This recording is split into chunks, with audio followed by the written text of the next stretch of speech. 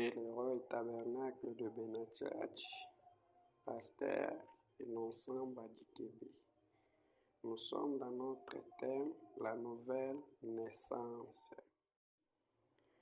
Voici un homme s'approcha et dit à Jésus, Maître, que dois-je faire de bon pour avoir la vie éternelle? Il lui répondit, pourquoi m'interroges-tu sur ce qui est bon? M'interroger, un seul est le bon. Si tu veux entrer dans la vie, observe les commandements. Lesquels lui dit-il? Et Jésus lui répondit, tu ne tueras point. Tu ne commettras point d'adultère. Tu ne déroberas point. Tu ne diras point de faux témoignages. Honore ton père et ta mère. Et tu aimeras ton prochain comme toi-même. Le jeune homme lui dit, j'ai observé toutes ces choses. Et ne manque-t-il encore? Jésus lui dit, si tu veux être parfait, va, vends ce que tu possèdes, donne-le aux pauvres, et tu auras un trésor dans le ciel. Puis viens et suis-moi. Après avoir entendu ces paroles, le jeune homme s'en alla tout triste car il avait des grands biens. Écoutez, Jésus dit à ses disciples, je vous le dis, en vérité, un riche entrera difficilement dans le royaume de Dieu. Pouvons nous asseoir. Un homme riche entrera difficilement.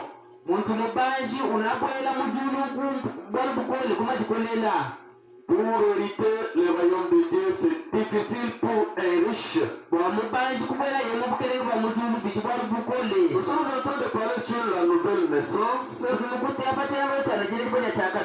Nous avons parlé de Nicodème qui venait un jour et s'approcha la nuit vraie de Jésus-Christ. Le devenir avait toqué à Jésus, il a dit, Maître, qu'est-ce que je dois faire pour avoir la vie éternelle? Et il lui avait dit que tu dois vendre tout ce que tu as, toi, Nicodème. Tu dois vendre le tout. Toi, Nicodème, tu dois être né de nouveau. Et Nicodème s'inquiéta. Il avait demandé à Jésus, mais moi, un vieux homme comme moi ici, un vieux papa, comment tu dois me recommander d'être né de nouveau? L'église, que le Seigneur vous bénisse. Regardez-moi ici la jeune fille. Que le Seigneur vous bénisse. Comment moi, un vieux papa, je dois être né de nouveau? Il a dit, toi tu as toutes les choses. Tu dois vendre tout ce que tu as. Les mauvaises choses que tu as, tu dois les vendre. Parce que le royaume des cieux est comme celui qui se rabat. Si tu veux hériter le royaume des cieux, tu dois diminuer. C'est individuel que tu deviens grand. Amen. Si tu veux avoir de bonnes choses, si tu veux avoir la vie éternelle, ne voyez pas le niveau d'études que tu as, ne voyez pas l'argent que tu as, ne voyez pas les titres académiques que tu as. Celui qui se diminue, c'est celui qui entrera dans le royaume de Dieu. Pour hériter la parole de Dieu, pour avoir la vie éternelle, Je ne compte pas sur l'intelligence. Je ne compte pas sur l'argent que tu as. Je ne compte pas sur le matricule que tu as. Notre Dieu, il voit la simplicité du cœur. Pourquoi Dieu se cache et se révèle à la simplicité? Il a laissé les grands. Il a laissé les gens qui ont étudié. Il voit les gens qui sont terre à terre. Pourquoi pour écouter la parole de Dieu? Pour que tu sois bien réputé. La bonne réputation, c'est dans la parole de Dieu. Si tu veux être bien réputé, c'est dans la parole de Dieu. Je veux te dire que un député a un mandat. Est-ce que vous m'écoutez bien? Amen. Un chef de secteur a un mandat. Un président de la République a un mandat. Un ministre a un mandat. Quelqu'un qui est mandaté par Dieu, il n'a pas un mandat. C'est un appel éternel.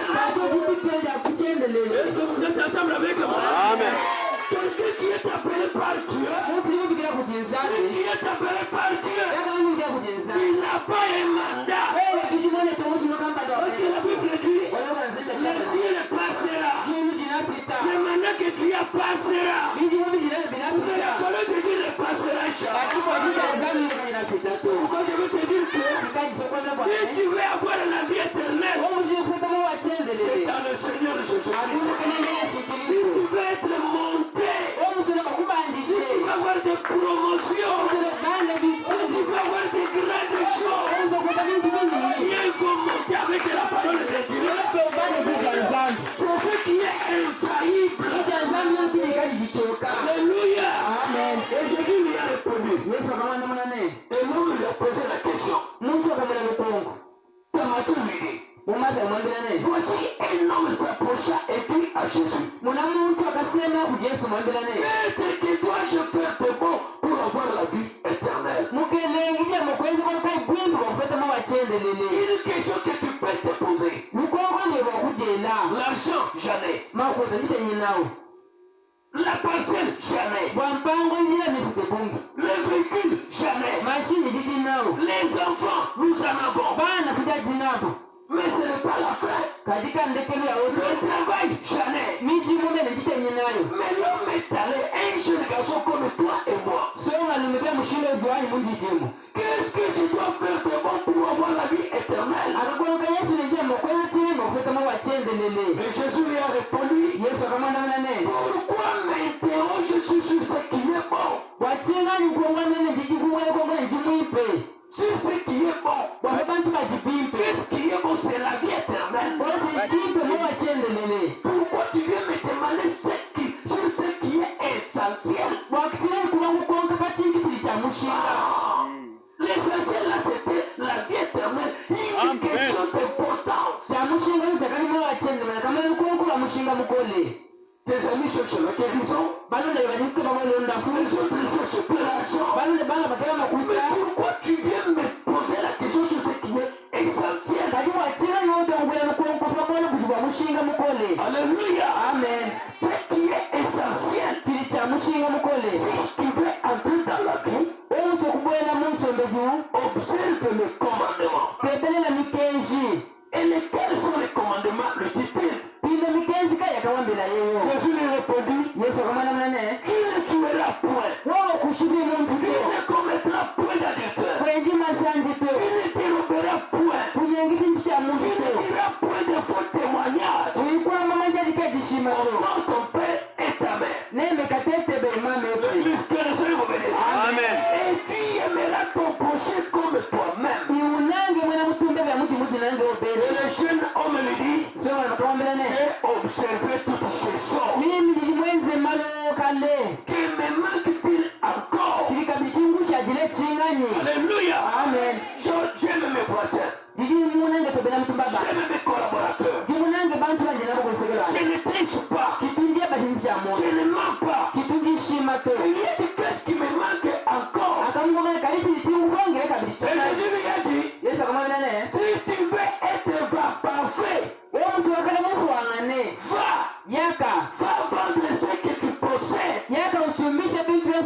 Donne-le aux pauvres.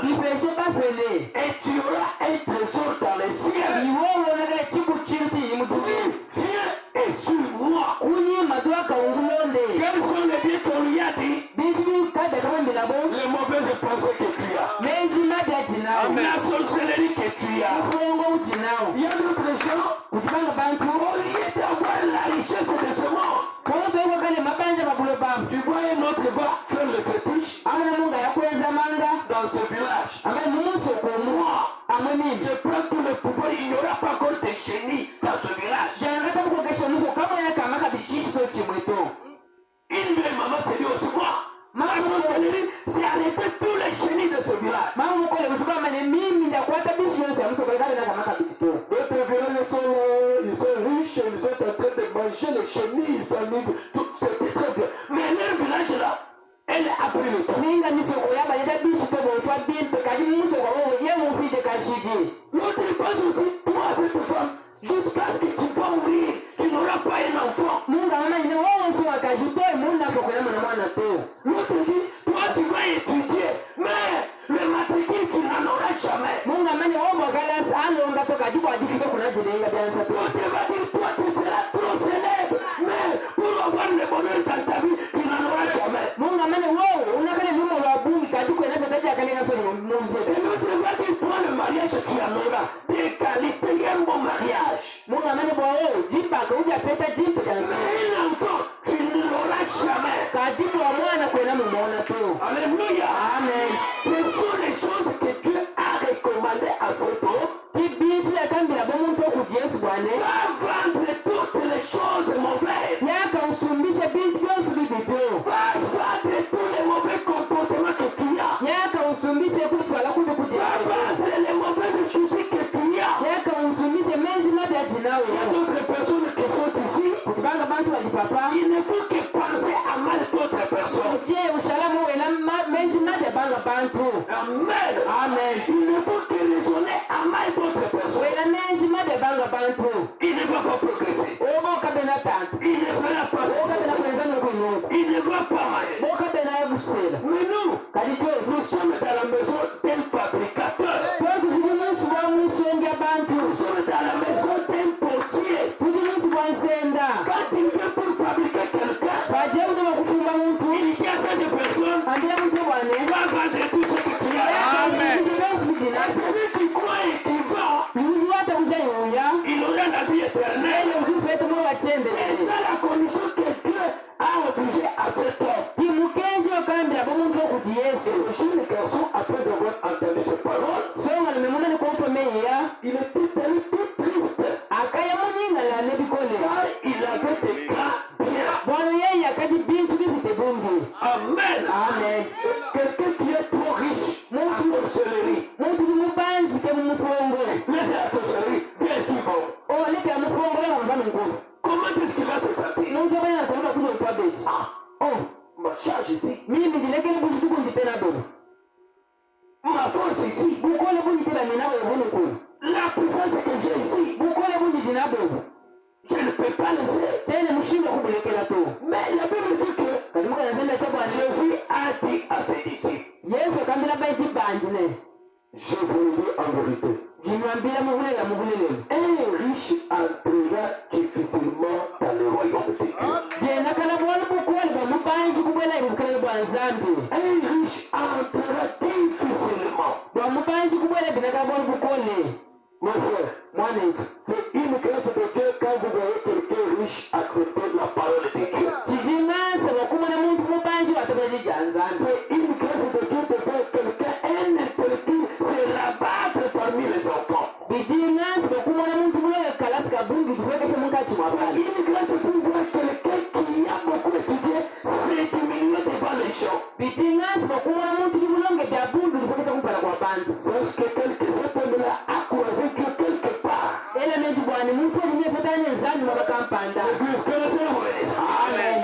Parce que l'homme-là, c'est un homme bien sûr, qui fait que lui, tel qu'il est là, il y a quelque chose qui l'attire pour qu'il puisse vivre bien avec les gens. Laissez pour vous que le Père de le message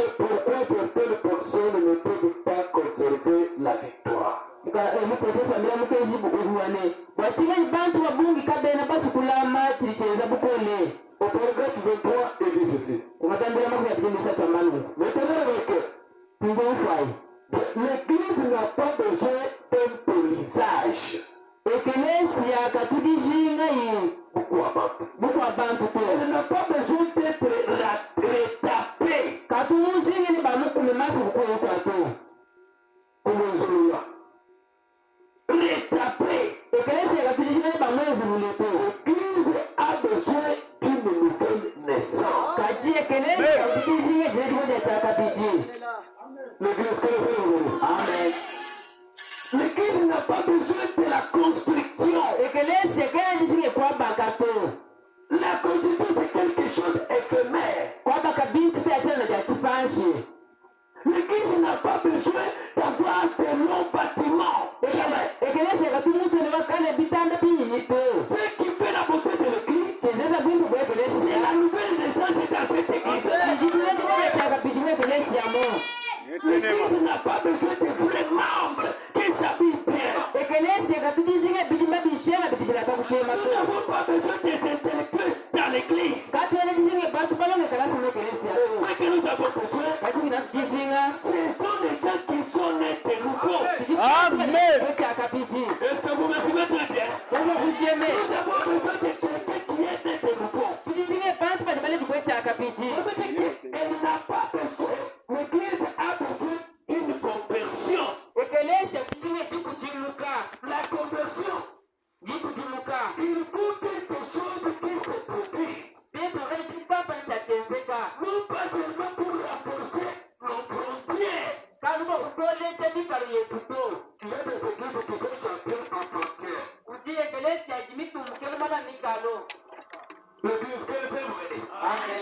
Il y a des églises qui sont champions en frontières. Il y a des églises qui sont champions en frontières. On ne communiera jamais.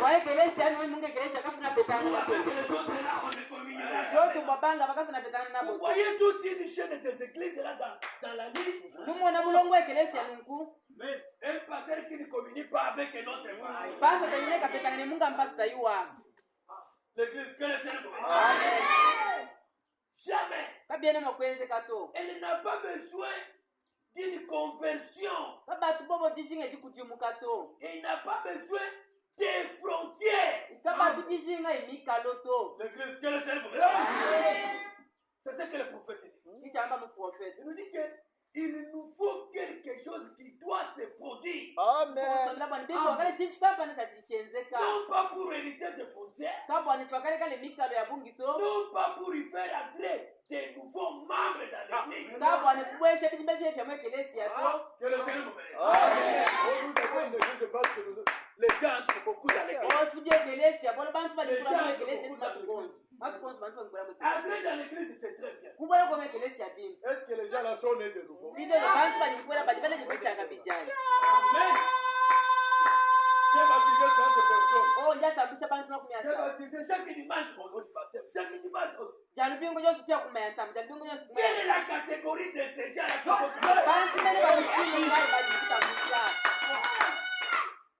l'église que le Seigneur. Amen. Je suis un pasteur célèbre. Je suis tel. J'ai construit un montagne. Ça c'est très bien. Mais quelle est la catégorie des gens qui sont dans ces cas? L'église, ce n'est pas le bâtiment. L'église, ce n'est pas les instruments. Ce n'est pas le français. Mais les personnes qui sont nées de la beauté de l'église. Alléluia.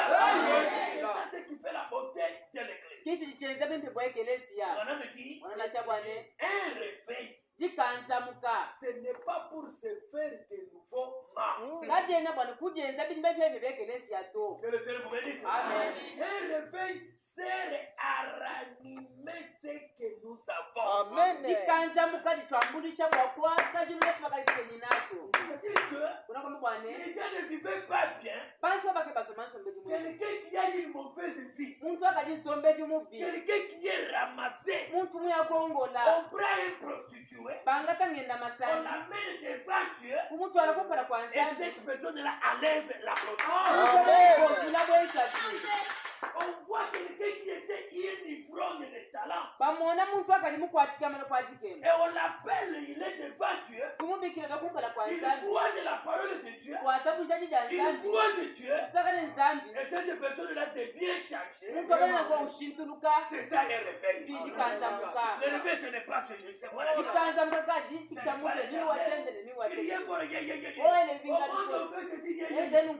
L'église, quelle est cette nouvelle? Le réveil, c'est quoi? C'est ranimer ce qui était déjà perdu. Ce n'est pas faire entrer de nouveaux membres. Mais un réveil, c'est à ranimer ce que nous avons. C'est ce que nous avons grandement besoin. L'église, que le Seigneur vous bénisse. Dis que tout récemment, je me tenais près du grand et célèbre lac au Michigan. À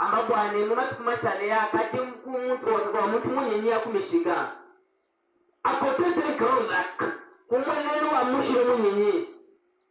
et je voyais comment le vague s'élevait et bondissait.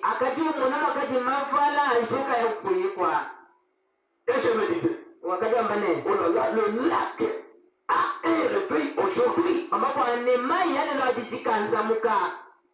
Il y a les gens qui étaient une fois au lac Munka.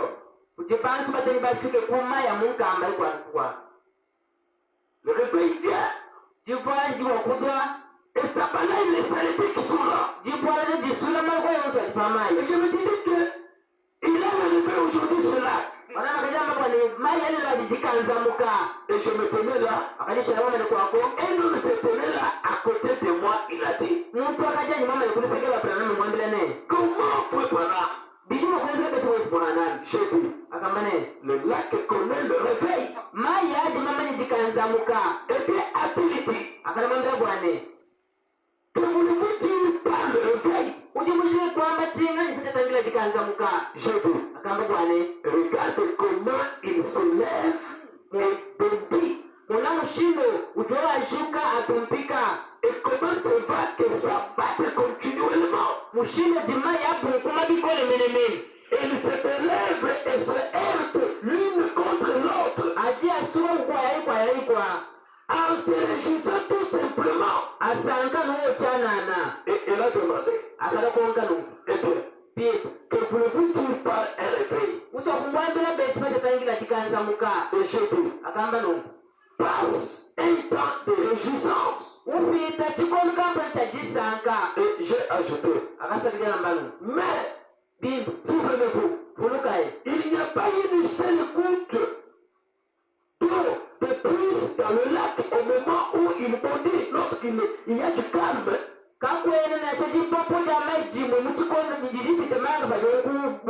C'est juste un soupirement de l'eau.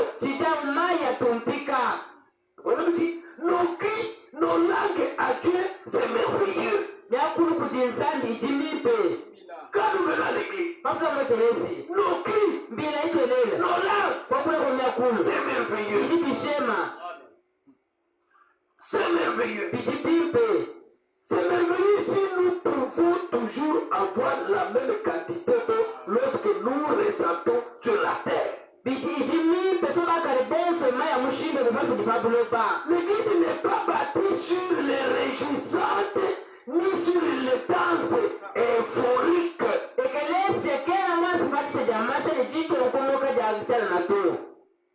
L'église, vous allez aussi dans une église.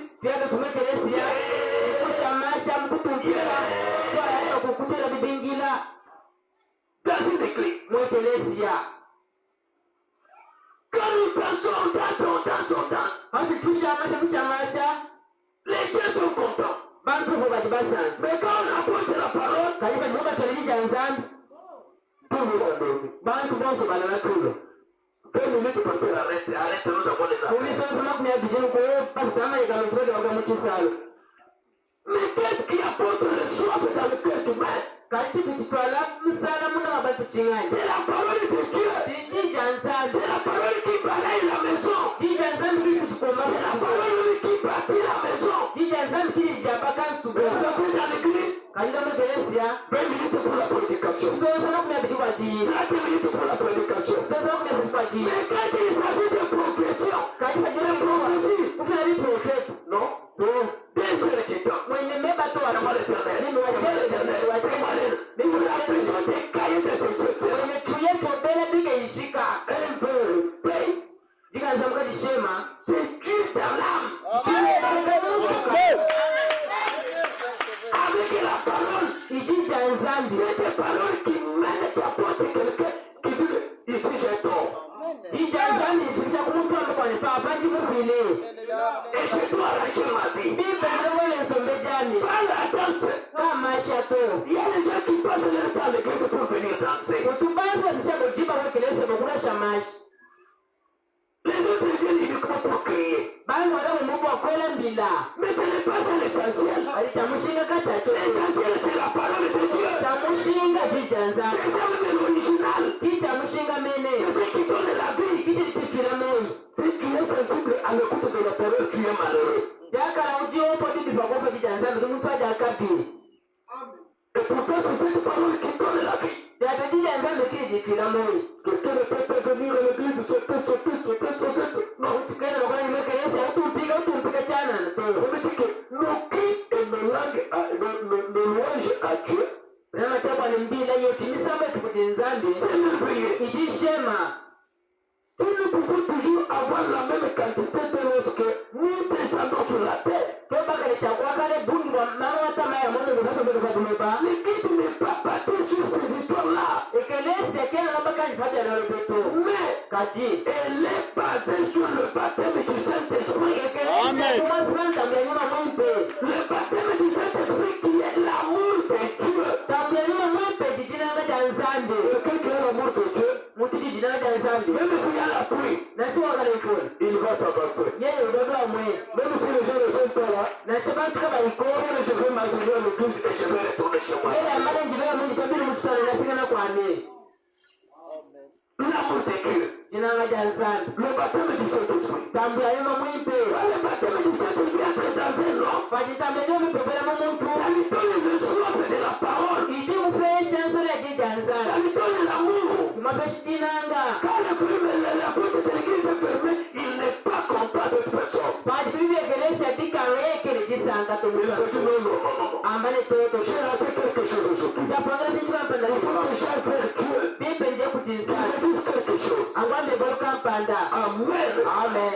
Vous avez pas le message, le Christ, au paragraphe 7. Il dit, ainsi, Dieu est dans la musique. Zambi ujimu misambo.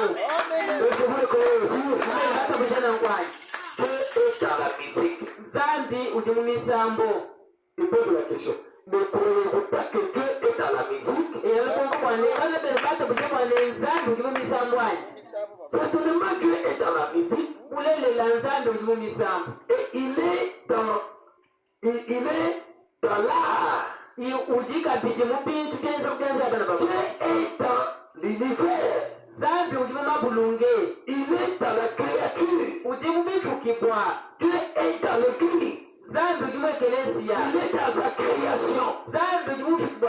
Il est dans l'univers. Dieu est partout. Tout simplement, il est dans la salle maintenant. Et même ce soir, Dieu est ici présent. Le Dieu est que le Seigneur vous aide. Amen.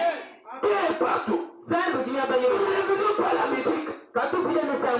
Le roi David, quand on avait chanté, il s'est mis depuis la même dansé. Et quand il a dansé, l'épouse lui a dit quoi? Tout est roi, tu dois danser comme ça. Et il a dit tu ne connais pas. Quand on me dit qu'à la maison de l'éternel, je me sens avec la joie. Et Dieu est dans la musique. Il est dans la musique. Il est dans l'art. Il est dans l'univers. Il est partout. Même là où il y a Dieu, où tu vas réunir mon nom, je suis au milieu. Et même ce soir, Dieu est avec nous ici. Il voit. Il connaît le cœur de chaque personne. Il est le numérateur de ceux qui les cherchent. Son nom, c'est le Dieu tout-puissant. Amen. Amen. Et Dieu sait que, on ne parle que, alors, à quoi sert le réveil? Vous remarquez, vous voyez que la mère connaît un réveil. C'est pour envoyer toutes les ordures au dehors. Alléluia. Amen. Pourquoi l'on connaît un réveil? C'est pour les ordures là, partent dehors. Je descends avec quelqu'un. C'est pour chasser tous les ordures dehors. Pour chasser. Dehors. Ou plutôt, toutes les fois que la mère connaît un réveil, c'est pour envoyer toutes les ordures au dehors. Et après que le réveil est terminé, les ordures se retrouvent sur les rives. Ils se purifient pendant le réveil. Et Dieu sait que l'église de Dieu vivant a besoin d'un réveil. Car il faut que beaucoup de ces non-sens soient remués et expulsés. L'église que le Seigneur. Amen.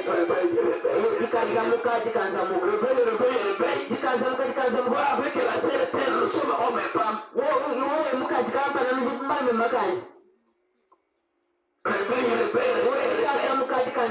Le passé avec une base, ils sont en train de sortir.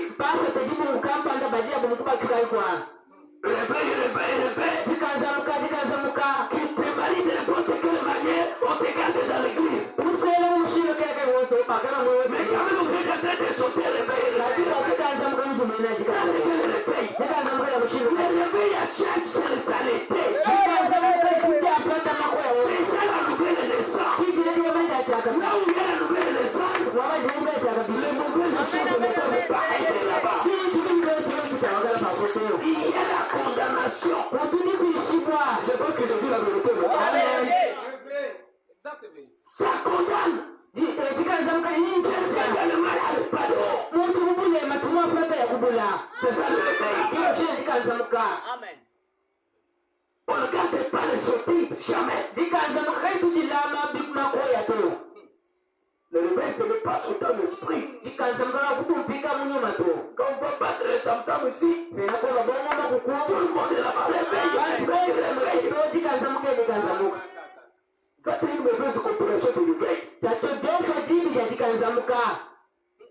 Le réveil, on chasse les saletés. On a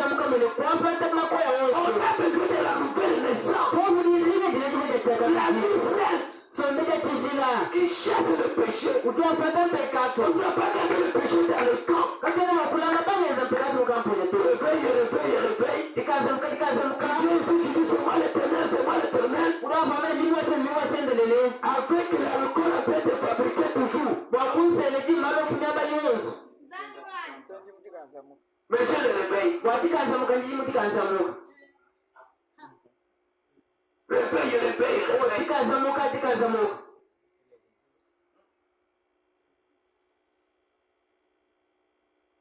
L'église, que le Seigneur vous bénisse. Amen. L'église a besoin de Dieu vivant. Il faut que beaucoup de non-sens soient remués et expulsés.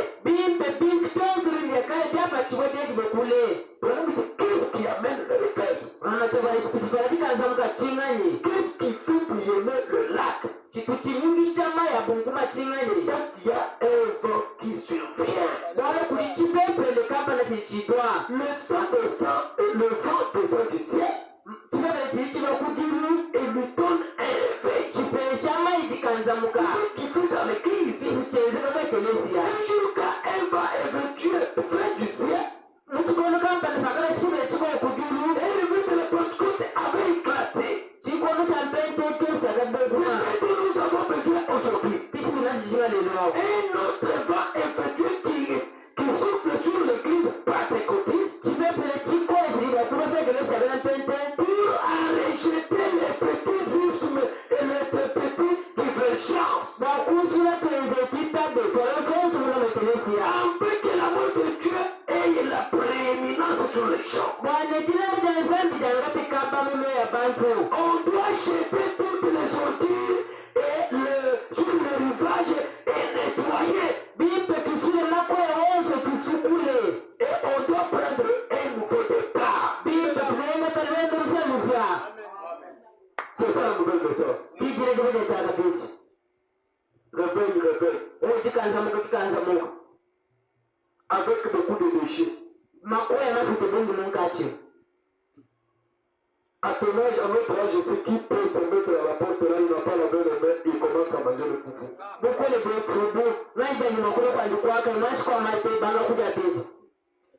Tu vas te sentir vraiment mal à l'aise. Mais pourquoi tu te laves les mains?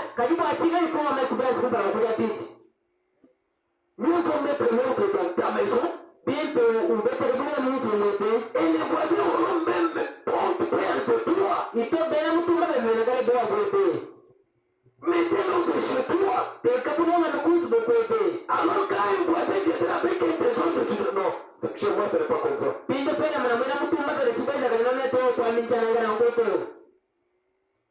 On doit nettoyer. On ne même pas le cœur. Au temps de la Bible, lorsque le batteur dort, avant qu'il y ait des eaux fumées, on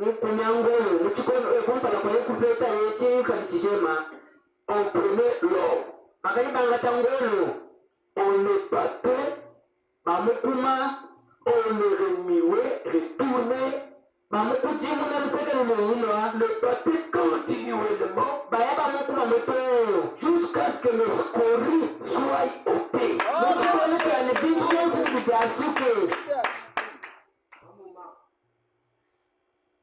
Prenez un forgeron. J'amène une barre de fer. Je lui donne. C'est seulement une barre de fer. Ce barre de fer, je lui dis quoi? Prends ce barre de fer. Fabrique-moi une machette. Qu'est-ce que le forgeron fera? Il prend le barre de fer. Il met dans le feu. Il va commencer à chauffer. Il va chauffer. Quand ça devient rouge, il va commencer à marteler. Il commence à marteler.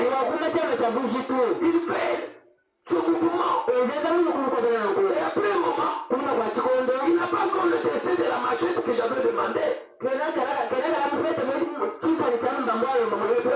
Aujourd'hui, je suis fatigué. Il parle. Après. Et demain, il revient encore. Il me chauffe.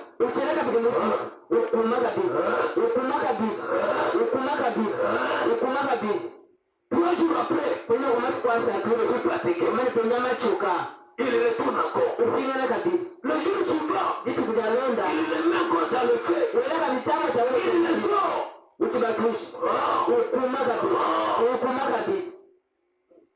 Et après un moment là, il commence déjà à voir, ça maintenant. C'est la cachette Kitana cha kumbana. Ça c'est la machette déjà. Utani déjà pour tout faire chambo mambo. Ça reste un petit dessin ici. Kwa maisha la mwengi pembe kundambo. Il le retourne encore. Ufiwe na kabiji. Ukuma. Uchukuma kabiji. Et le forgeron souvent se lève à 5 heures. Na wana bena mujitanda batuba zuka mujiba itana mujinda.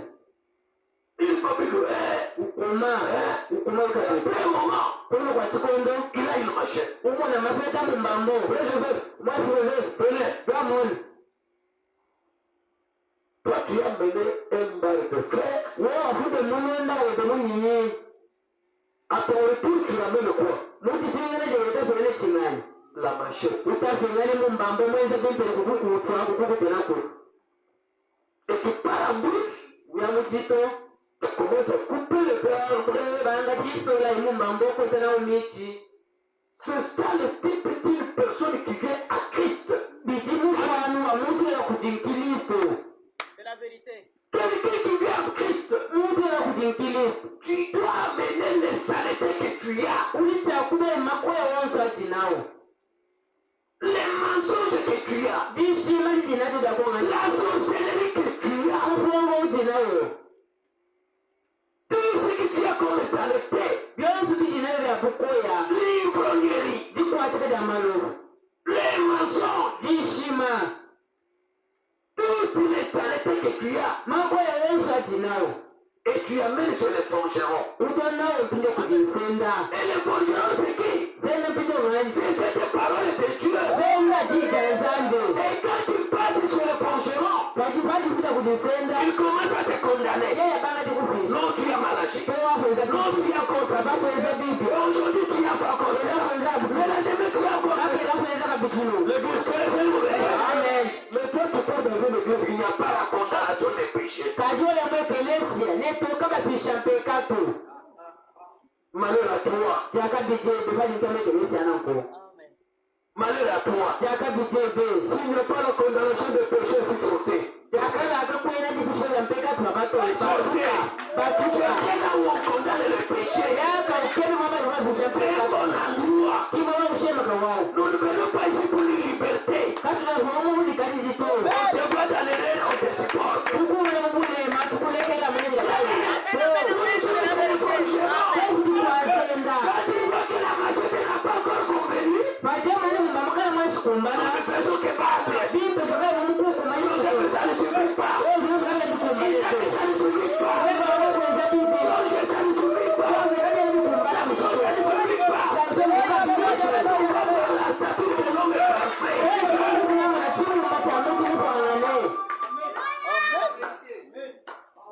On a besoin de la statue d'un homme parfait. Ça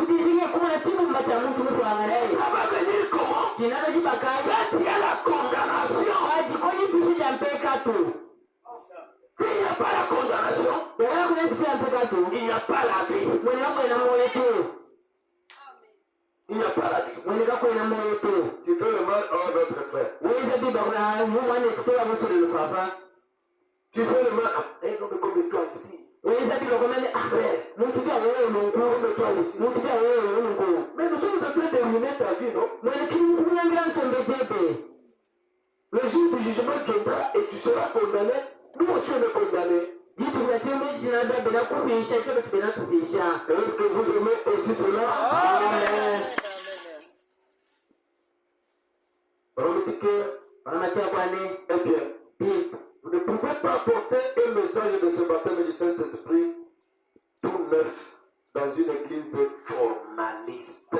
Kamena makude mukenshi wantambia nyuma mwimpe wonso mukabujima kwekelesi abantu bafumba Kristo. Une église formaliste. Ekelesi abafalesi bawenda mifundo. Une église sèche et remplie de crêpes. Ekelesi ya mama ngane mobe shibete lekitabe. L'évangile comme celui-ci, les gens vont fuir. Mumu nempukwalu mubantu banyema. Ce sont les appelés qui vont dire ça, c'est maléfique. Anobabikile kile kama lechicha kuja chami. Je ne ferai pas, je ne veux pas fuir, je reste sur le banc. Ça, c'est pour me façonner. Kene makushima kunyama tele chapa chiba tichiro kungusonga. Mais l'église formaliste va dire quoi? Le pasteur ici n'a pas notre prédication. Nous venons aussi ce soir ici, peut-être que nous dire, oh, nous fumons l'alcool et nous buvons l'alcool.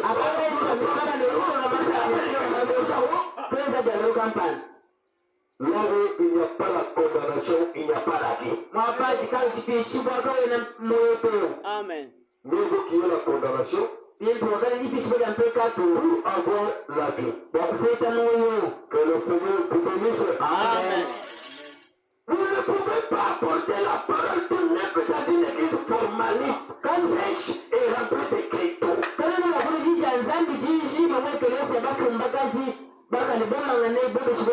le pouvez pas.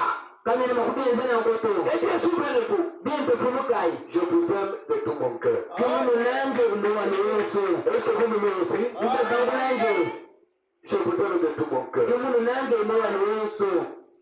J'espère que Dieu vous le fera comprendre. Mais j'ai à la maison un petit garçon qui va avoir 2 ans.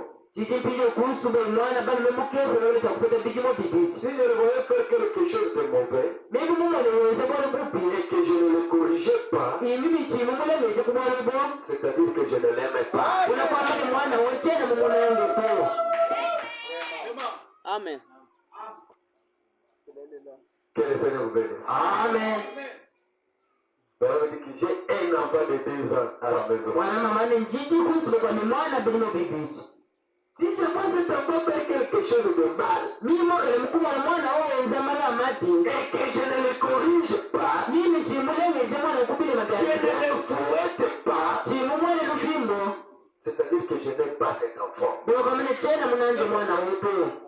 Est-ce que ce n'est pas la vérité, ça? C'est-à-dire que je ne l'aime pas. Je ne l'aime pas. C'est vrai. Bien.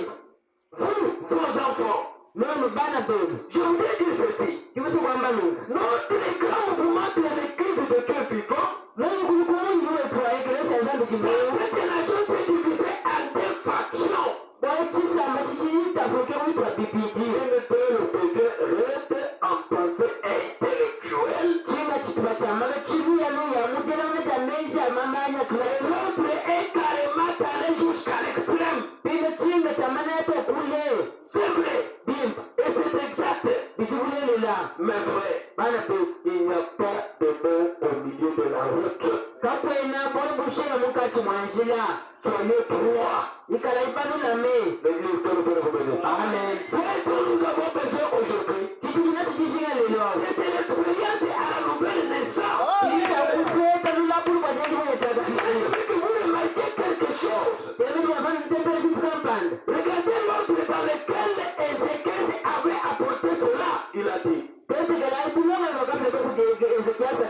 je vous donnerai un cœur nouveau.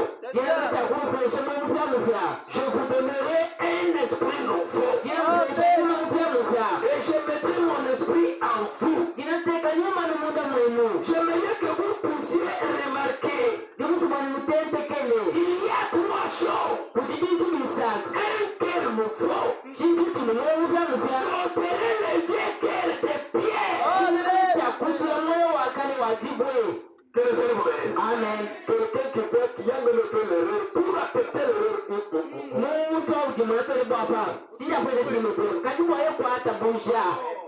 Ça c'est le diable qui travaille avec toi. Tu as encore des nouveaux. Amen. Un enfant de Dieu, c'est pas un problème. Qu'est-ce qu'il va dire? Parce que ça je connais réellement, c'est moi qui ai fait, mais le diable m'a trompé. Mais toi tu connais un problème. Vous le faut accepter. Non.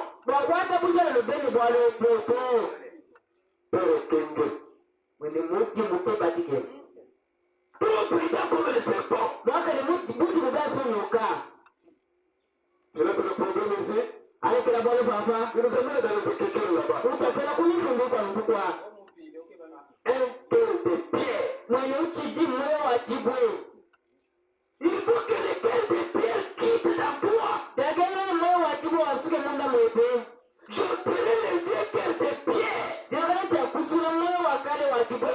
Il s'agit de vieux cœurs rebelles que vous avez. Tout rebelle que vous êtes. Tout rebelle. Je vous donnerai un esprit nouveau. Tu ne parles pas avec les gens, tu dois commencer à parler avec eux. Tu ne manges pas avec les gens, tu presses tes santé coupable pour parler avec eux. Amen. Amen. Maintenant, je vous donnerai un esprit nouveau.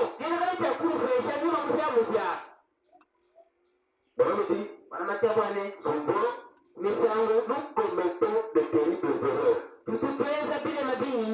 Les gens pensent parfois que cet esprit nouveau, c'était le Saint-Esprit. Mais ce n'est pas ça le cas.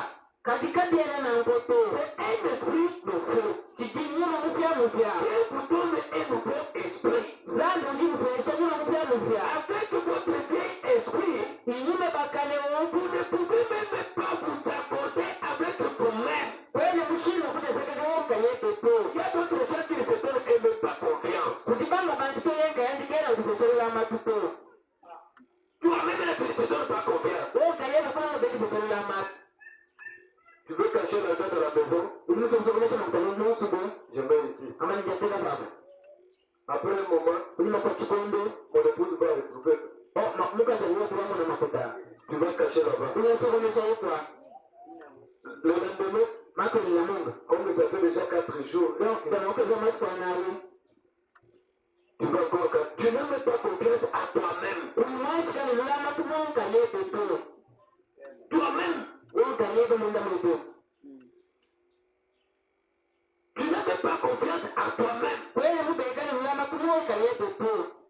Mais quand même à l'église de Dieu qui sont les chefs. Non, nous voulons les gens qui sont nés de nouveau. L'église que le Seigneur vous bénisse. Amen. Nous avons besoin des gens qui sont nés de nouveau. Un cœur nouveau, un cœur de chair. Afin que vous recevez cela. Ensuite, un esprit nouveau dans le cœur et ensuite je mettrai mon esprit là-dedans.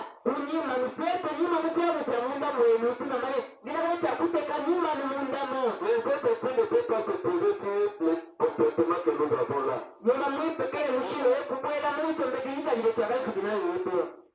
Jamais. Le mensonge dans toi, tu es champion. Tu l'as même enseigné, même aux enfants, même à ta femme, même à toi-même. Tu es dans la maison, tu dis non, dites papa n'est pas là.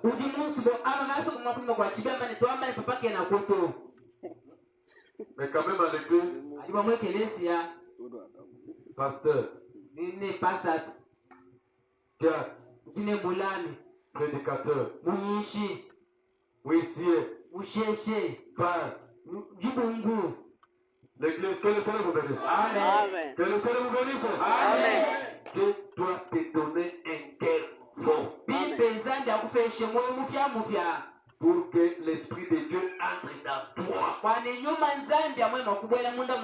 dois aller à genoux pour que cette affaire quitte dans toi. L'unique endroit où tu dois aller, c'est cette généalogie pour que Dieu habite dans ton cœur. Est-ce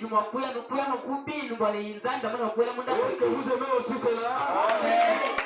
Pour que Dieu entre dans toi, il faut que tu entres dans la maison de fabrication. Maintenant, remarquez un cœur nouveau. Un esprit nouveau, et puis je mettrai mon esprit en vous. Maintenant, vous observerez toutes mes lois et toutes mes ordonnances. Lorsque ces réseaux monteurs commencent à faire le tic-tac, lorsque la pierre qui a été rejetée, lorsque l'amour de Dieu parmi le peuple de Dieu, alors que vous verrez que tout le monde commence à communier les uns aux autres dans l'église. Ça, c'est une vérité. Ça, c'est une réelle vérité. Amen. Il y a quelque chose d'Antoine. Ça fait une semaine, je ne vois pas Papa David. Il est allé où? Mais si quelque chose n'est pas à toi, la tête de ton frère ne te dit absolument rien. Même si tu apprends qu'il est malade, son épouse est malade, il est dans une difficulté, ça ne te dit absolument rien. Mais quand le ressort moteur le Saint-Esprit la pile principale vous allez voir que vous avez l'amour les uns aux autres. Même si la Bible est au fin fond. Je n'ai jamais vu chez ce frère ici. Aujourd'hui, je vais voir chez lui. Qu'est-ce qui anime cette personne-là? C'est quand les Saint-Esprit est dans cette offre. Amen, amen, c'est la vérité. Amen.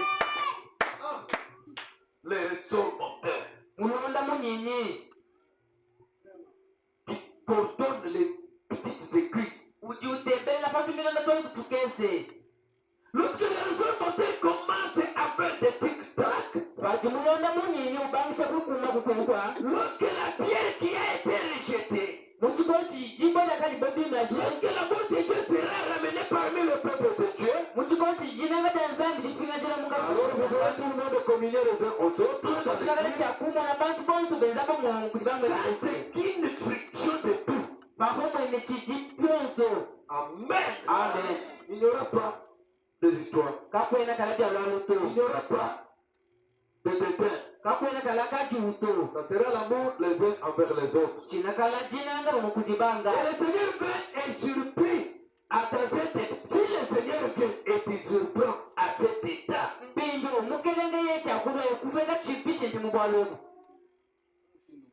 quel sera-t-il ton état? Et pourtant, ils avaient des lampes. Mais celui-ci n'avait pas d'huile. Mais quand ils ont fait cela, ils furent jetés dans les ténèbres du dehors. Frère, pourquoi prendre un substitut alors que la chose authentique est sous la main?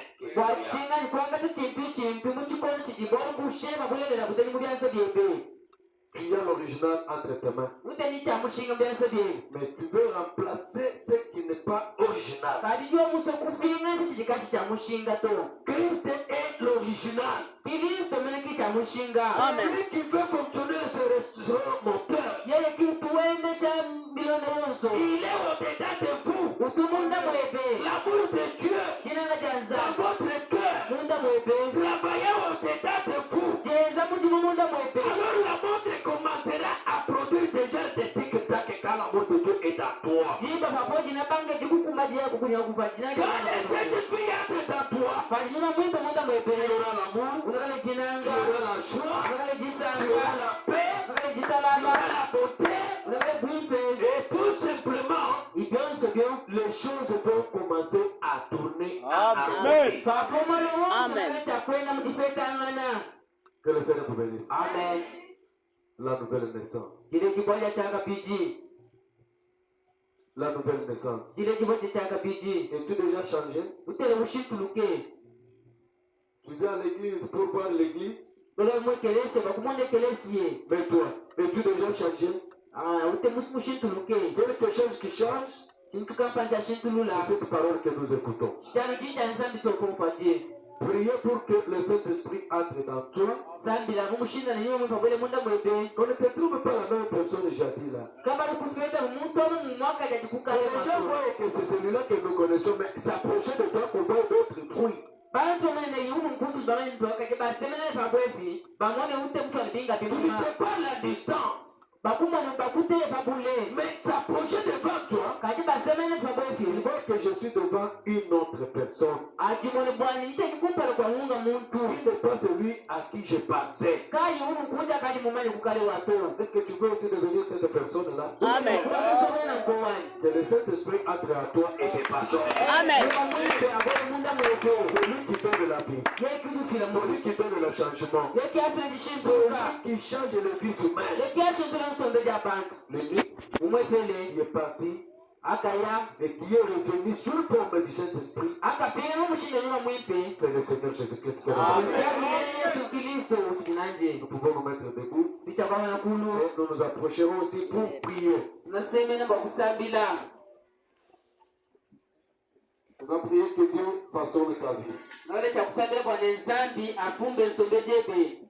Que Dieu aide ton âme.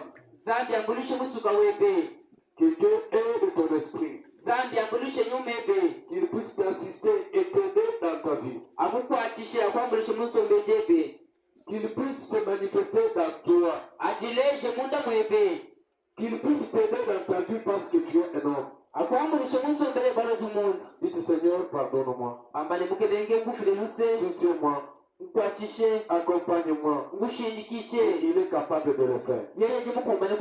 Prions sur le Seigneur.